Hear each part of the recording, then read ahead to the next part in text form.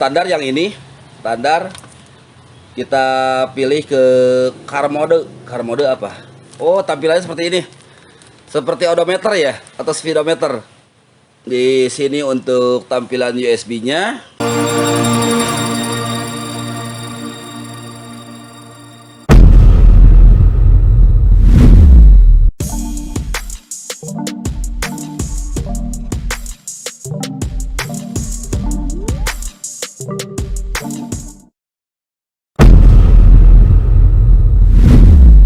Assalamualaikum warahmatullahi wabarakatuh. Jumpa ke Federation Channel.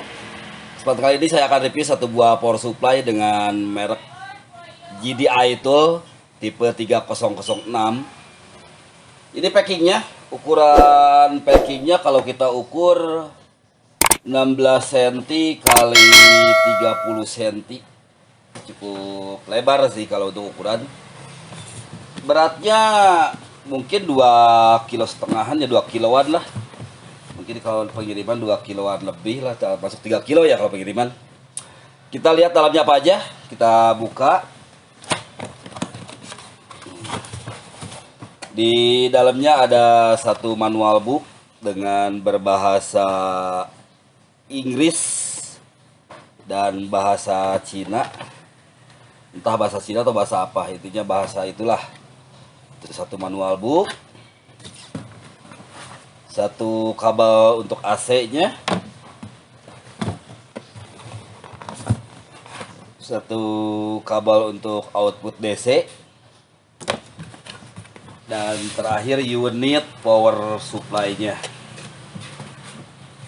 Packingnya aman karena menggunakan gabus cukup tebal untuk packing, jadi tidak khawatir kalau untuk pengiriman karena packingnya cukup aman.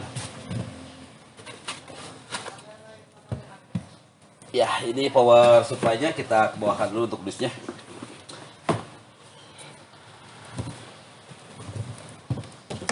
Ini paket yang akan kita terima di saat pembelian satu buah power supply ini.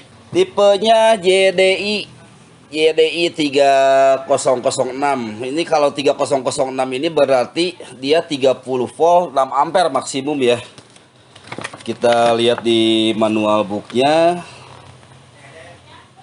Gak tahu, gak ada keterangan ampere maksimumnya. Oh ini nih, loh, gak ada keterangan maksimum amperenya. Mungkin saya yang gak teliti baca. Oke, kita pasang untuk pengkabelannya. Kita buka packingnya supaya bisa termonitor oleh kawan-kawan.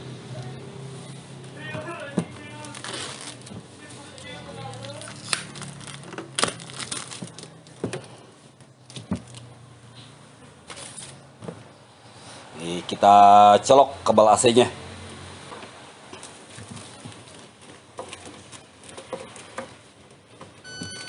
Nah, ada bunyi tit, berarti sudah nyala. Bagus tampilannya dengan ada menu M1, M2, M3 menu.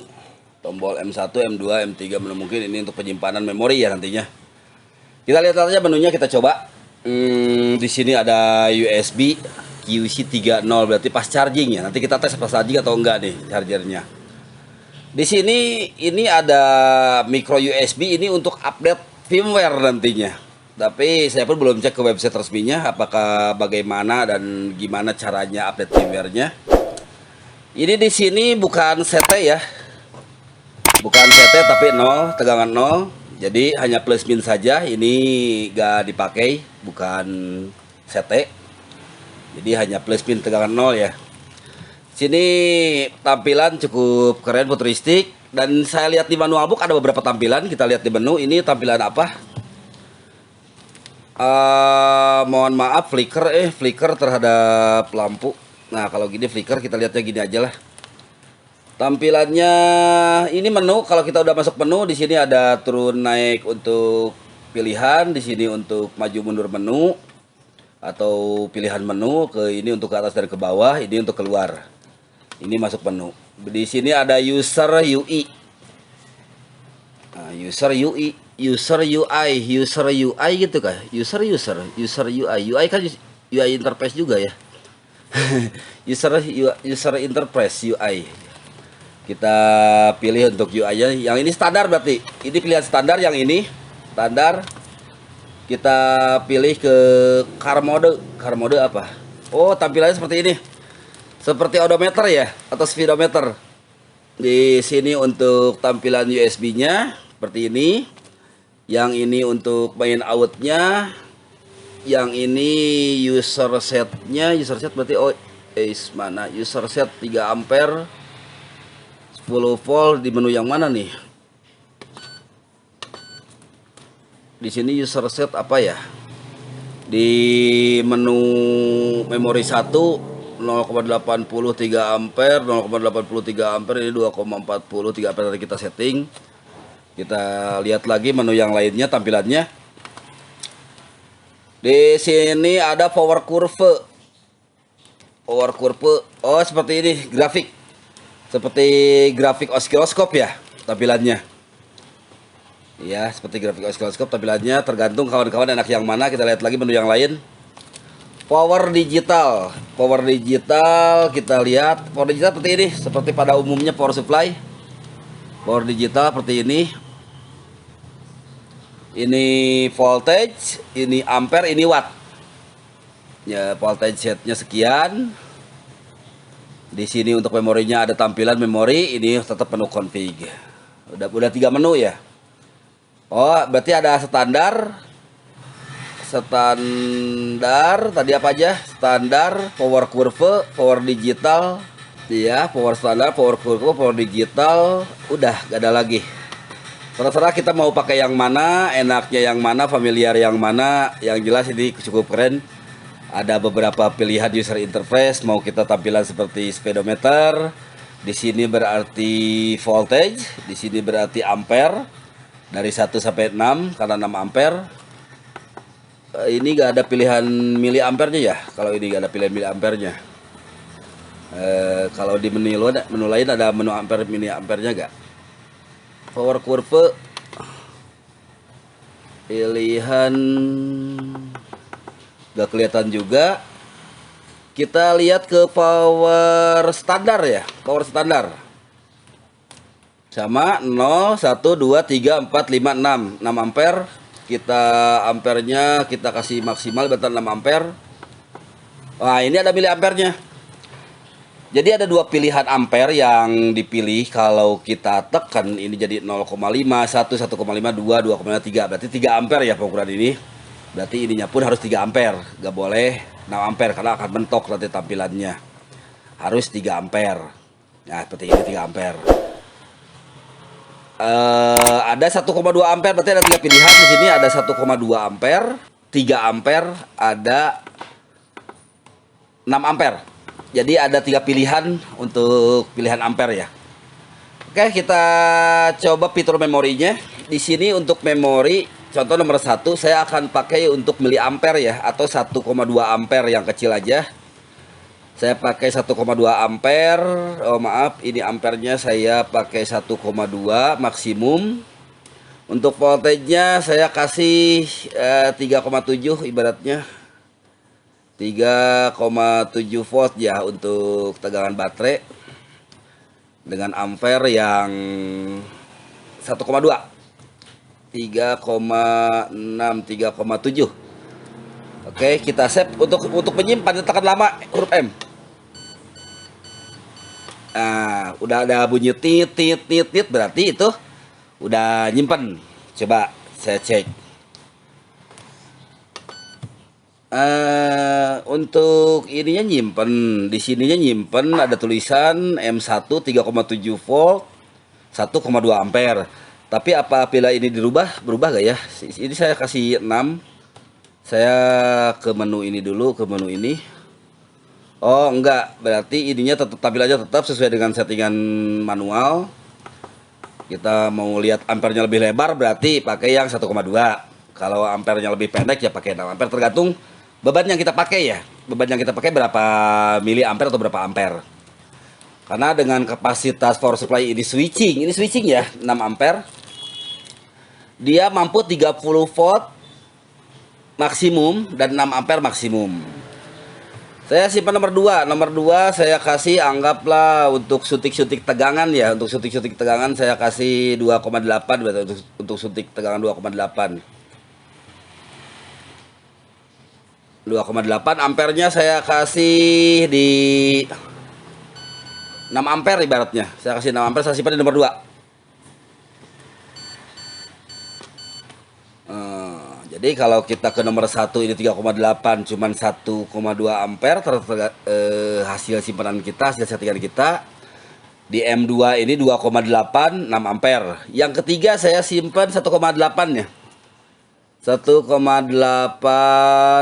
saya simpan di berapa ampere ya? Di 3 ampere aja lah, saya simpan di 3 ampere. Di 3 ampere. Nah, saya simpan 3 ampere, saya simpan di menu nomor 3. Nah, jadi kalau kita membutuhkan tegangan 3,7, kita tinggal klik M1, udah 3,7. Kalaupun kita ingin rubah, oh ampernya terlalu kecil nih 1,2, saya ingin pakai 3 ampere. Kita bikin aja 3 ampere di M2. Ampernya saya kasih 3 ampere ya di M2 ya. Nah, simpan di M2. Nah, gitu. Berarti ini nomor 1 3,7 dengan 1,2 ampere. Nomor 2 3,7 dengan 3 ampere. Di sini ada tampil kalau kita pijit ini 1,2. Kalau ini pijit ini 3 ampere. Kalau ini pijit ini, oh maaf, saya akan simpen yang nomor 3 ini 1,8 di 6 ampere ya. Untuk hancurkan shot. Tapi nanti kita akan tes bisa ngancurin shot gak di berapa volt dan jadi dropnya berapa volt. Nanti kita tes. Kualitas kabelnya yang bawaan paket kayaknya untuk penghancur shot kurang besar. Untuk penghancur shot itu kabelnya harus besar sih, karena untuk menghantarkan ampere yang kuat. Kita simpan yang 1,8 di nomor 3. Nah gitu. Nah, saya akan coba shotkan untuk power supply ini. Bener gak dia maksimumnya di 6 ampere? Saya akan buat yang 6 ampere itu nomor berapa ya? Nomor 3. Tapi ini 1,8 ini. Kalau pakai kabel ini gak bakalan kena 6 ampernya karena kabelnya pun kecil kalau ini. Gak bakalan kena di maksimal 6 ampere. Karena untuk arus ampere lebih besar, kabel pun harus besar juga. Saya coba shot yang 1,8 dia kena di 1,3 ya, 1300 mili. Ini kalau pakai kabel panjang. Saya coba shot dengan pendek, anggaplah pakai besi. Saya pakai gunting ini ya, pakai gunting ini dia mau shot. Oh, dia shot di 5,4 ampere. Berarti dia mengena ya, di hampir di 6 ampere. Tapi itu voltage 1,8. Saya kasih voltage agak lebih tinggi ya. Saya anggaplah 3,7. Anggap ada shot di jalur pibat ibaratnya, di jalur baterai. Saya coba shotkan. Oh iya 6 ampere. 6 ampere maksimum nih. Oh iya lupa. Saya lupa jelaskan tadi terlewat. Di belakang ini ada fan atau kipas. Nah, kipas ini dia akan bekerja apabila kondisi bodi panas atau dalam kondisi mesin panas dia akan bekerja, akan putar. Tapi kalau kondisi dingin-dingin saja nggak masalah sih, nggak panas. Saya akan hancurkan shot pakai apa ya? Pakai tali kabel mungkin ya, kabel yang keras. Tali kabel, ada nggak tali kabel? Kayak tali kabel ini kan ini cukup keras kawatnya nih, kayak kabel ini. Tapi kalau menggunakan kabel ini kayaknya nggak bakalan kuat dia ngebakar. Ini 3,7 di 6 ampere ya. Ini nggak bakalan kuat karena dengan kabelnya aja udah termakan 4 ampere termakannya dengan kabelnya saja. Ada resistansi di kabel. Kalau toh kita bikin ini nggak bakalan terbakar saya rasa. Nah, ini cuman makan di 2,4 karena termakan oleh kabel ini. Bahkan bisa-bisa kabelnya panas. Harusnya untuk menghancurkan shot kita bikin kabel yang agak lebih kuat lagi kabelnya. Yang kabel lebih besar lagi supaya bisa menghantarkan arus yang besar juga. Caranya gimana ya? Oh, saya colok aja ke sini. Ini bisa ngebakar gak? Ini di 6 ampere. Ayo panas langsung. Panas, gak tahan megangnya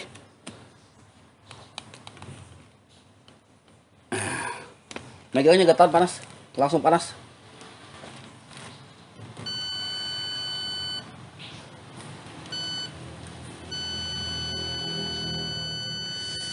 Panas gak tahan nih megangnya.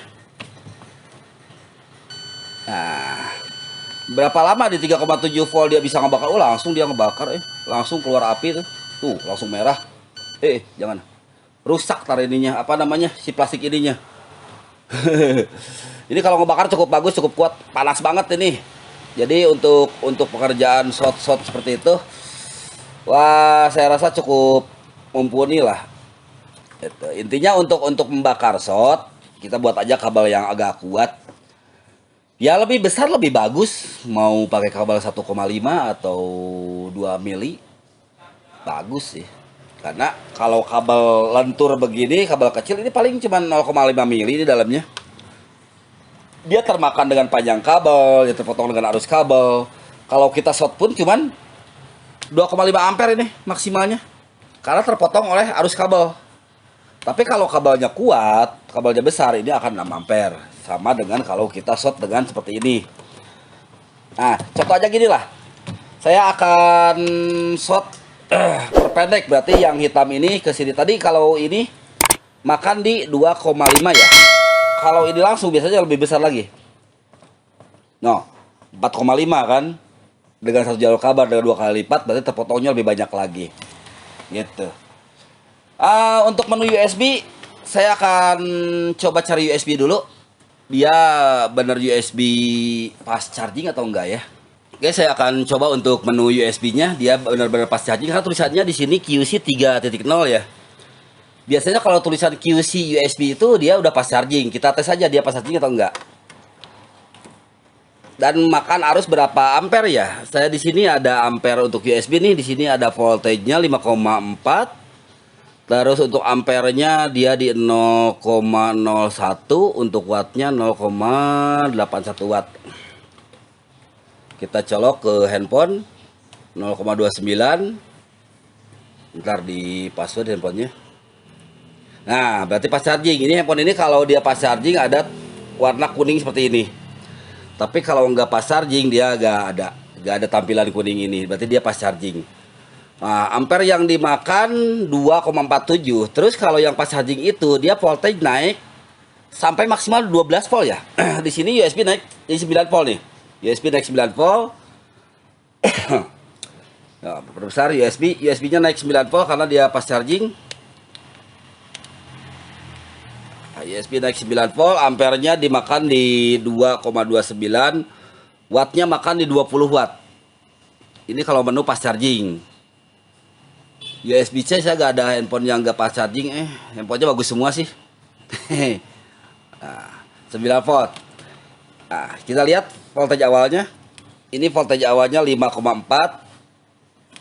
Ampernya di 0,15. Terus wattnya di 0,81.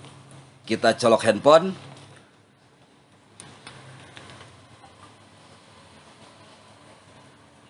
Wah, voltnya naik ke 9 volt.